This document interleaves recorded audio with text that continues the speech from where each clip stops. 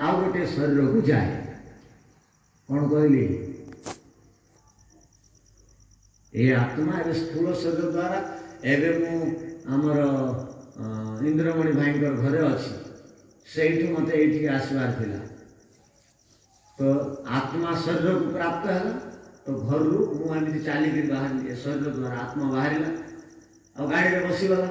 गाड़ी में ओह्लैला ए शरीर द्वारा आत्मा ये आसिक बसीगला एवं प्रवचन दूसरी आत्मा वाणी स्वाधन द्वारा आत्मा निजर सामर्थ्य एते नहीं कि सी एकला किसी ना भोग गुड़ी को भोगी पार ना ईश्वर को पाई पार केवल आत्मा स्वरूपतः दिव्यांग अटे निर्भर अटे भिकारी निम्न स्तर अटे ताकू सब साधन दरकार तो ये शरीर मिलगला कर्म अनुसार ये शरीर को प्राप्त कर आत्मा जहाँ चाहिए ताहा करुछि जेतेबेले शरीर को त्याग करी आत्मा जेतेबेले बाहर वाणी द्वारा बाहर नाकर ये छिद्र द्वारा बाहर आखि द्वारा बाहर एठू बाहर मूत्रेन्द्रिय द्वारा बाहर गुदाइंद्रिय द्वारा बाहर नाभि बाहर आत्मा जो मृत्यु समय ये सब बाहर द्वार अटन बाहर जेकोसी जगार बाहर से जो रही जदि सूक्ष्म शरीर न तो सूक्ष्म शरीर रूपक वाहन में बस आत्मा जो 18टा तत्वर ना कहली से वाहन में बस आउ थे गोटे नुआ शरीर को कर्म अनुसार जीव जदि सी पशु पक्षी है भाया कर्म कर गछ है भाया कर्म कर तो से सूक्ष्म शरीर आत्मा गछ देह को जीव कुकुर है भाया कर्म कर कुकुर देह को जीवे से आत्मा को कुकुर देह को किए नब सूक्ष्म शरीर नब से सूक्ष्म शरीर को आतिवाहिक देह बोली कह मन रख केबे सूक्ष्म शरीर नष्ट हुए प्रलय न पर्यंत नष्ट हो जो प्रलय हो आत्मा किसी मूर्छित पड़े सूक्ष्म शरीर तार नष्ट आउ थे जो 432 कोटी वर्ष पर आउ थे नुआ सृष्टि हम आउ थे से सूक्ष्म शरीर में आत्मा को खंजी दिज्व तार कर्म अनुसार आउ थे से देह धारण कर कर्म अनुसार पशु पक्षी भी हो पारे मनीष भी हो पारे आज सकाले आपण मानू कहते 4 प्रकार जाति अच्छी उद्भिज कह जाए वृक्ष वनस्पति को अंड जो कह जाए जो मैंने अंडा रू या आउ स्वेद जो कह जाए जो मैंने झाड़ रू या जराई जो कह जाए जो मैंने जरा रू या जराई रू या 4टा जाति अच्छा मन रख कर्म अनुसार अंडा बाला देह को भी प्राप्त हो पार झाड़ जन्म भी ग्रहण हो पार कर्म अनुसार हाँ मन रखी था जदि कर्म फल न था भावी दिंतु किसी लोक मैंने कहते आज्ञा कर्म फल को आम मानु चलो कर्म फल को तुम मान कर्म फल को न मानिले तो समस्त समान सुंदर हो जन्म नहीं था धनी घर जन्म नहीं था समस्त इच्छा कौन मुझे सुंदर हो धनी घर जन्म नहीं किंतु समस्ते सुंदर अच्छा कि हाँ माँ बापा चाहिए भी छुआ को सुंदर करें जिते कला छुआ मैंने अच्छा गरीब घर छुआ मैंने अच्छा माँ बापा कौन चाहिए मोर पुओ झील कला हो गरीब घर जन्म नौ तो जड़े कला जड़े धड़ा जड़े बौना जड़े बामन जड़े लंबा लोक जड़े धनी घर जन्म नेला जड़े पंडित होगला जड़े विद्वान घर जन्म नेला जनकर शरीर हट्टा कट्टा तेजस्वी बलिया आउ जड़े नेता होगला जड़े गरीब अच्छी तो तार अर्थ कौन तार अर्थ आटे विगत जन्मर तार कर्म एमती थिला जदि कर्म न था तो यहाँ तो सामान्य कथा आटे समस्त समान ही था भेदाभेद कहीं गया ईश्वर के अन्याय करती ना भेदाभेद तो करेंगे नहीं तांकर कौन जाए आस भेदाभेद कर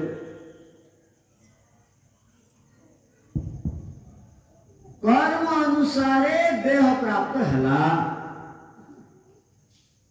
एते कथा को जे बुझीजीव ना से भूल कर्म करेंगे कौन पाई जना ईश्वर अन्याय करती ना ईश्वर को वेदरे न्यायकारी कहुई न्यायर अर्थ आटे पक्षपात शून्य व्यवहार न्यायर अर्थ अटे पक्षपात शून्य व्यवहार ईश्वरंकर पाई कहीं बड़ आउ कहीं छोट नुहंती ईश्वरंकर पाई समस्ते समान आ जहाँ भी भिन्नता आमर दृष्टिगोचर हुए कर्म जोगु हुए मन रख उत्तम कर्म जदि करवा तो उत्तम फल प्राप्त हेबो जदि अनुत्तम अधम कर्म करवा तो पशु पक्षी वृक्ष वनस्पति माछ कुकुर मेंढा छेली कुकुड़ा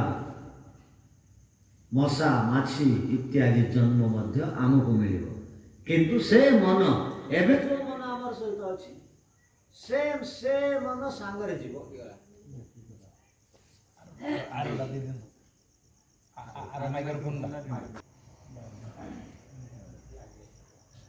तो एबे जो मन अच्छी ना मनुष्य देह संगे सूक्ष्म शरीर ये 18टा तत्व से आर शरीर आउ थे जी जेको शरीर रही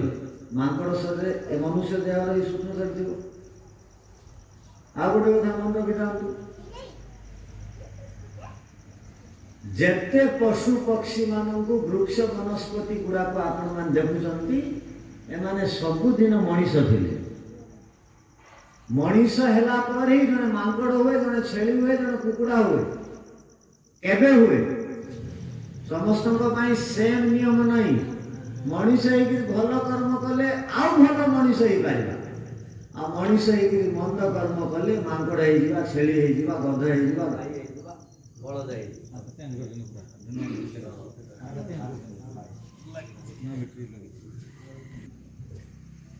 आमे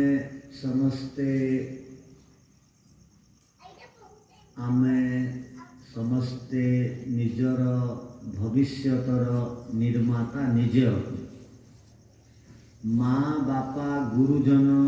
राजा धनी मार्गदर्शक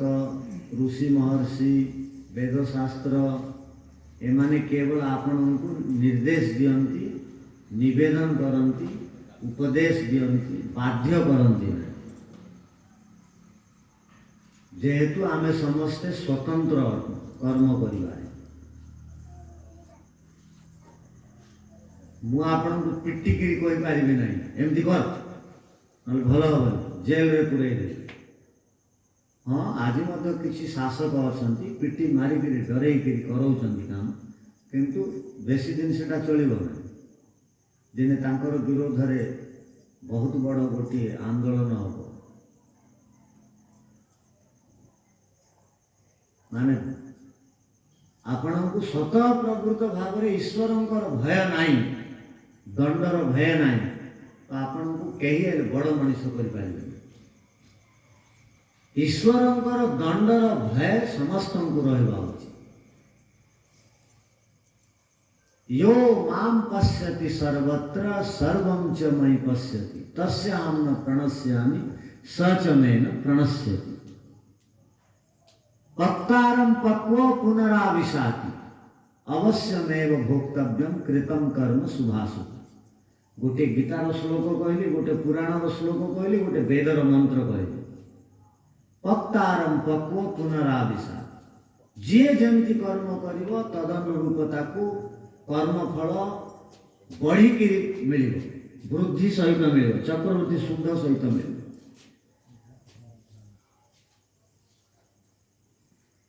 प्रत्येक कर्मर फल चक्रवृद्धि शुद्ध सहित मिले कृत कारित अनुमोदिता लोभ क्रोध मोह पूर्वका योग दर्शन सूत्र कहगला अनंत गुण फल प्रत्येक कर्मर प्राप्त हो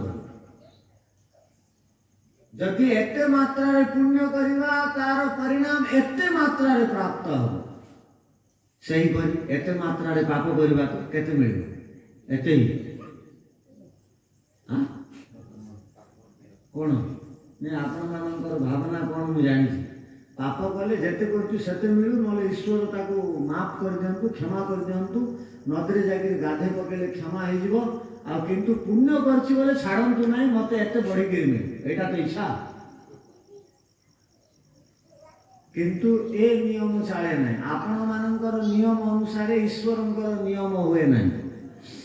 आपण मानकर इच्छा अनुसार ईश्वर चलती नहीं जेहेतु ईश्वर न्यायकारी अटंती पक्षपात शून्य व्यवहार तांकर अटे न्यायर अर्थ पक्षपात शून्य व्यवहार तांको पाखरे कहार पक्ष अपक्ष तांकर पाखरे तांकर निजर बोली कि आत्मीय नांती समस्त को समान भाव से दृष्टि रखती देखती और न्याय अनुसार फल दियंती एटा तांकर नियम अटे धर्म अटे जे जेते मात्रा रे कर्म करिछि ताकू सेते मात्रा रे बढ़िकी फल प्राप्त करांती ईश्वर सेथिपई सावधान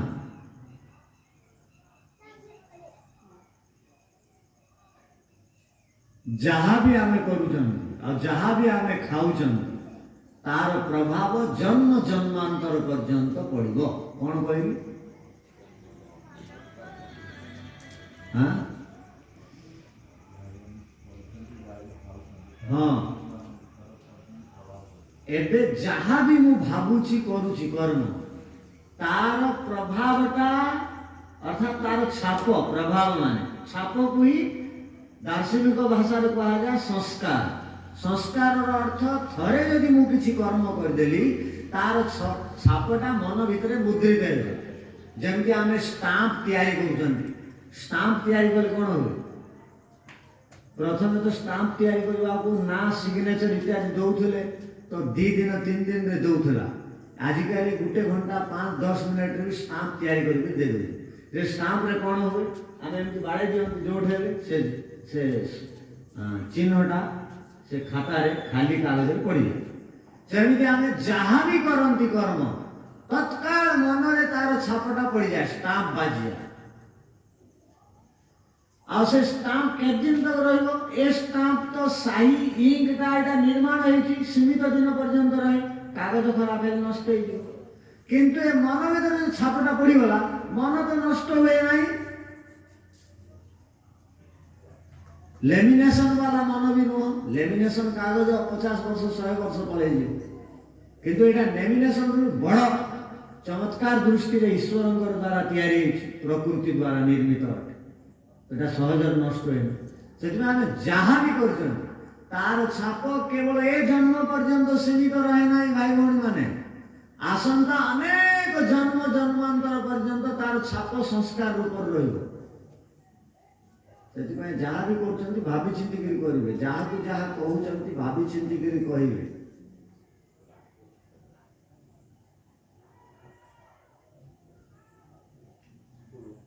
जदि भावी दियन